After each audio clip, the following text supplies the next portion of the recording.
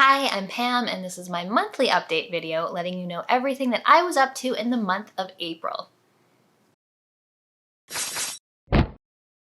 Hey everyone, I hope you are doing well. Just here with Lily to do this update video. She has deigned to make an appearance. She had some dental surgery last week. She needed to go in for a cleaning, and they thought, oh, there's one tooth maybe needs to come out. We'll x-ray it and see. Turned out she needed 2 of her top teeth on both sides, the big ones, taken out. So she's feeling absolutely better now. She bounced back real quick. I was kind of concerned since she's an older puppy and she had to go under general anesthesia, but she came out of it super well.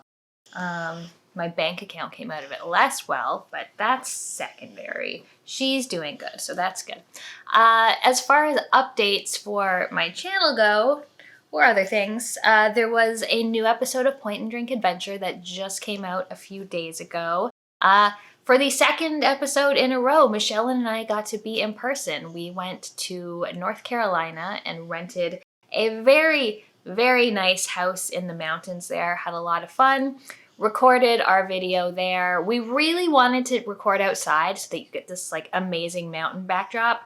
It just didn't work out. The backlighting wouldn't work. It was too noisy with the wind, but we did record in person there. We were there with a bunch of our polymedia friends, and one of our friends, Dylan, made an appearance to plug his 2 podcasts, We Got Goosebumps and Split Up. But it was a really fun episode. We talked about our thoughts on the new Fallout series, which a lot of people have asked me about, and I did my best to try to get demonetized while talking about a certain subject.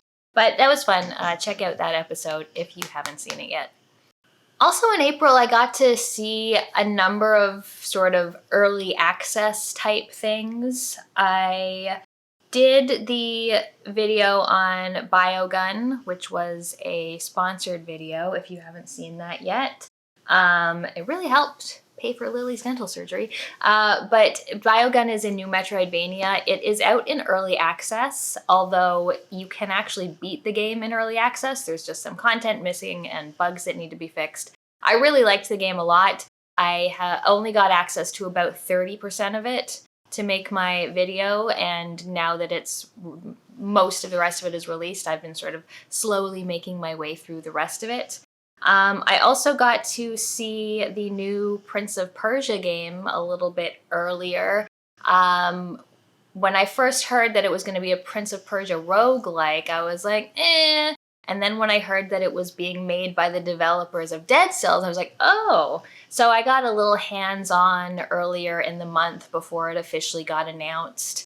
And it was a lot of fun. It has a very unique art style that I haven't seen before. It felt very good to play. It had a really good dodge ability, especially in combat. You sort of grapple over your enemies to dodge, which I thought was really cool.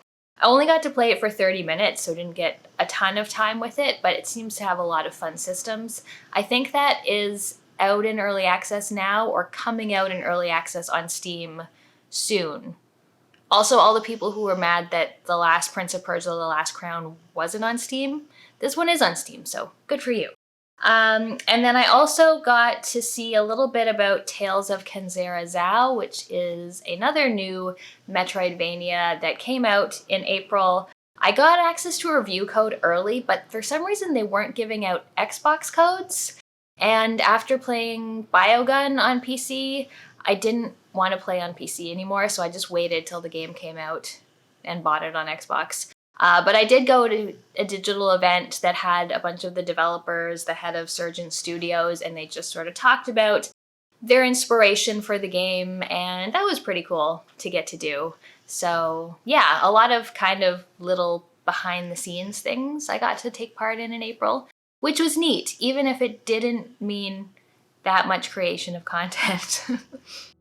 I do actually have some pickups from this month. While I was in North Carolina, one of our friends, Vyar, had sent a package to Michelle and I, and in my part of it were these carts, which is awesome. They're just N64 carts. I think one is a Japanese baseball game and one is a racing game, but they've got stickers on them. So it's like I've got a little physical Hollow Knight and Silksong before everyone else. So that was awesome. Thank you, Vyar. I have these on my shelf on display. All right, now on to the games I've been playing. I haven't finished much at all this month. However, I've been playing, I think I have on my Groovy where I track all my games, I think I have 13 games in progress right now, which is kind of ridiculous, to be honest. I've still been playing more Unicorn Overlord, which I've really been enjoying. I'm around 25 hours into that. I don't even think the end is in sight. I still have whole continents on the map that I haven't even discovered. So I feel like I'm gonna be playing that one for quite a while. In terms of what I actually did beat though, the first thing I played is called Open Roads, and this is a brand new game. It came out on Game Pass. It is by the developers, or a number of the developers who did Gone Home. And this is basically a walking sim. You're playing as a mother and daughter duo, and the grandmother has died, and you find something in her house that sort of is a bit of a mystery, and you go and sort of try to learn more about it. It's got two famous actors as the voice actors, Kerry Russell and Caitlin Devers, and the voice acting and everything is good. But honestly, the game was a little bit on the dull side for me. It seems like they haven't really pushed the walking simulator genre forward since Gone Home, which was very novel at the time and had a bunch of little nostalgic things that made me enjoy it more. But this is the same kind of thing. You're going through a house, you pick up a thing, you rotate it around, you put it down, you walk around, you pick up the next thing. Maybe you can say, hey mom, and then you and your mom have a little conversation about the thing. But it's just like walk, pick up thing, look at thing, maybe pick up a key that you have to use somewhere.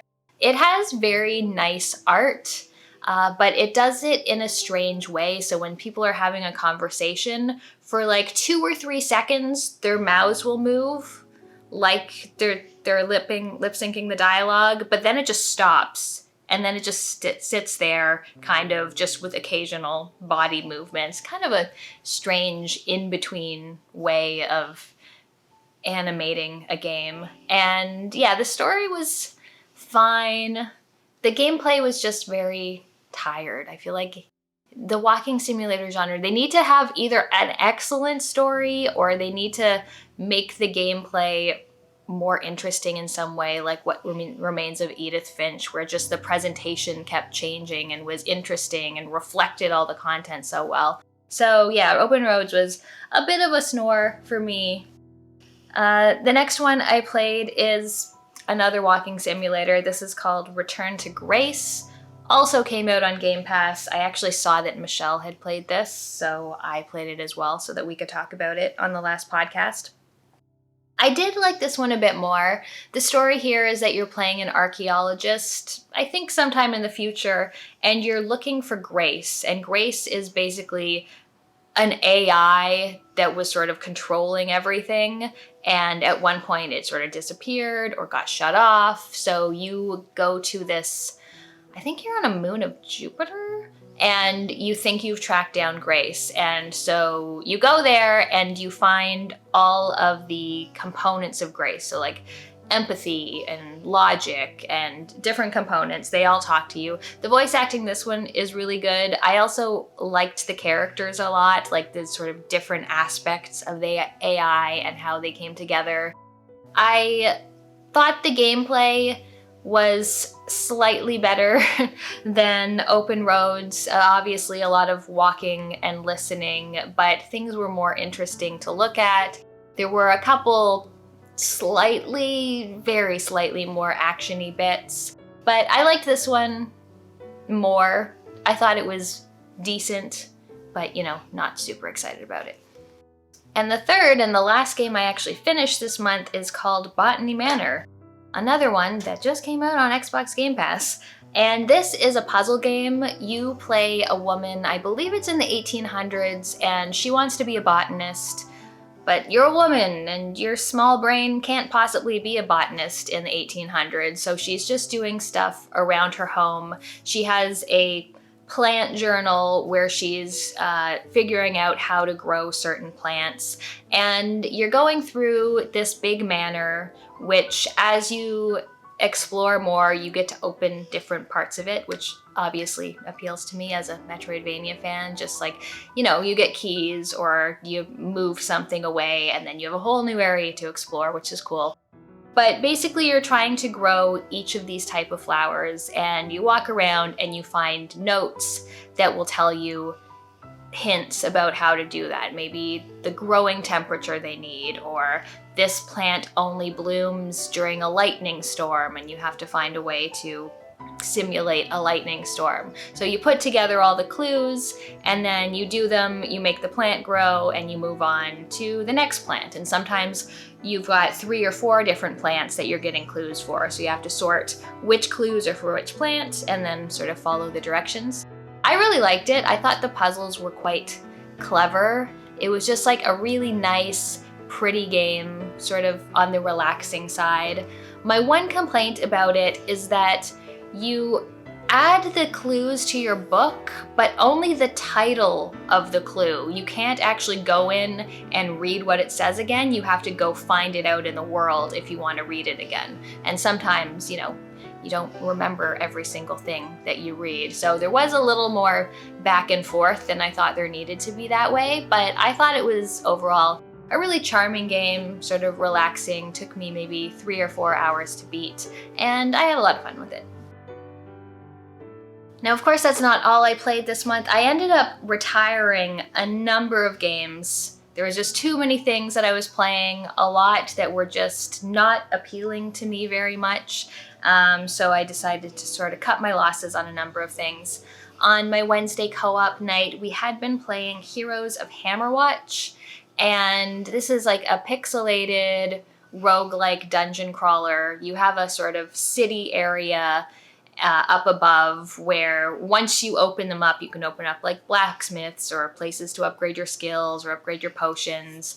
But you go down into the dungeon and you collect ore to do the upgrades, you collect gold to buy things, you fight a bunch of monsters, and then you send the ore and gold up, you go into the dungeon till you die, you come back to your base, you build it up.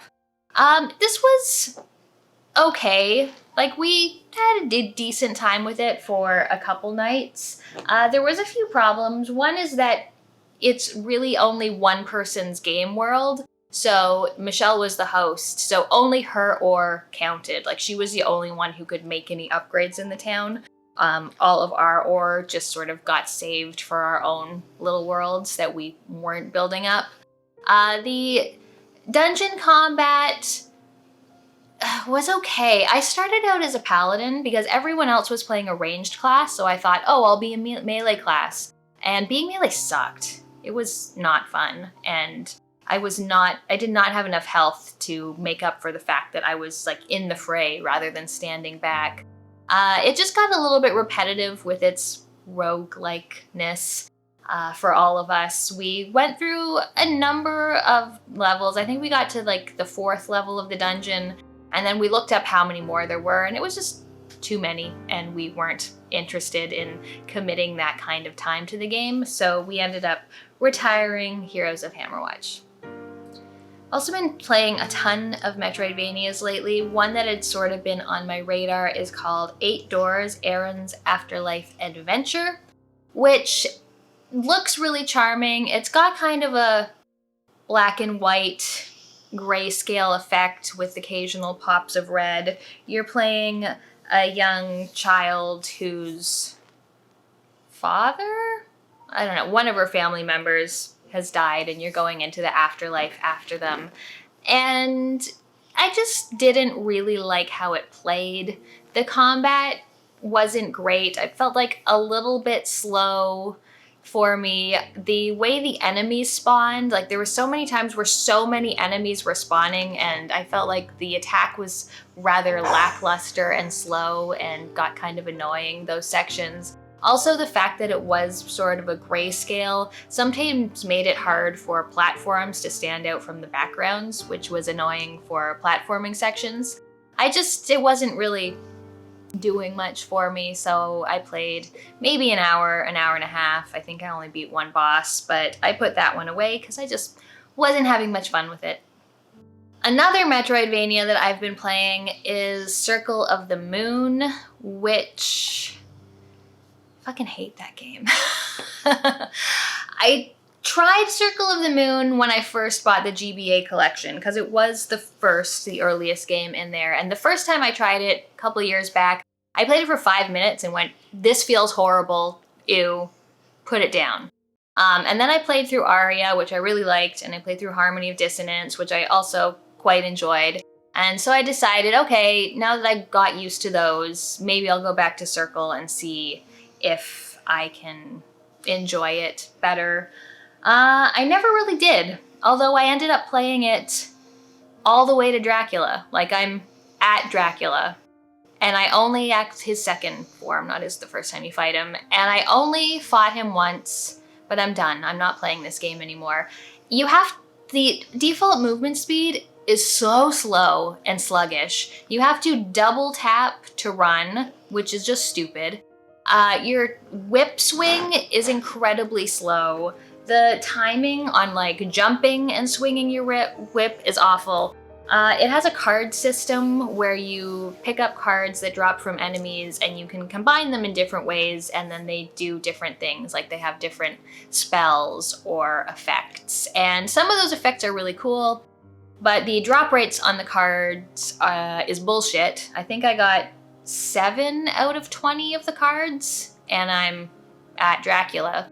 Apparently you have to farm in this game, and I absolutely refuse to farm. I also think I'm at too low a level, so I'm not playing anymore. I would play it for like an hour, be like, oh, okay, this is getting all right, and then I would just get so exhausted of the shitty movement that I would put it down for a few days, come back to it, play another hour, get exhausted, put it down. So yeah, I had told myself I was done a while back when I was on the Camilla fight or something, but I ended up going back to it, but then it just, I don't know, everything just compiles. The movement makes everything so bad. The level design isn't very interesting. There's so many just big, long hallways filled with shitty enemies, and it comes to a heart container or more mana, and it's just like, I don't like anything about this game.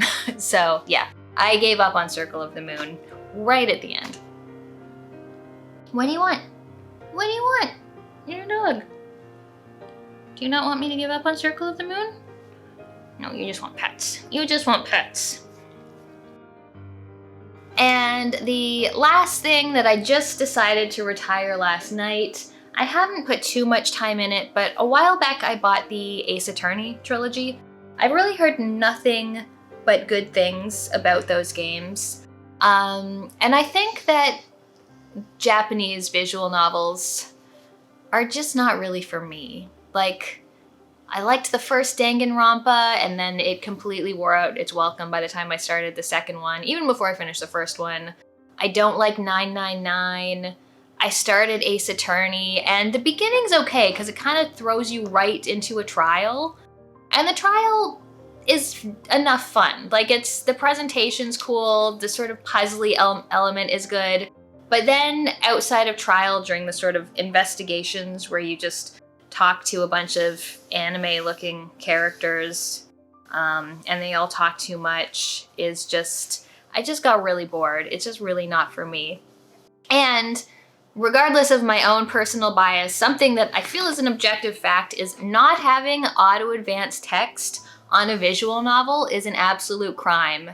And having to sit there and click, click, click, click, click, click just makes it 10 times more annoying than it probably would have been elsewhere. Like, I could have been petting my dog or eating ice cream while I played the game. Instead, I have to be click, click, click, click, click. So yeah, I gave up on Ace Attorney. I think I just finished the second trial, and it's just not for me. So that's another one I retired. All right, so that is all for my update for April. Leave me a comment, let me know what you've been playing this past month, if you've gotten anything interesting pickups, if you want me to pet Lily for you. Thank you so much for watching. I'll see you next time. While you're here, you should check out another one of my videos, and make sure you're subscribed to the channel if for some reason you're not already. I have a Patreon if you want to support me here. Thanks so much for watching, and I'll see you next time.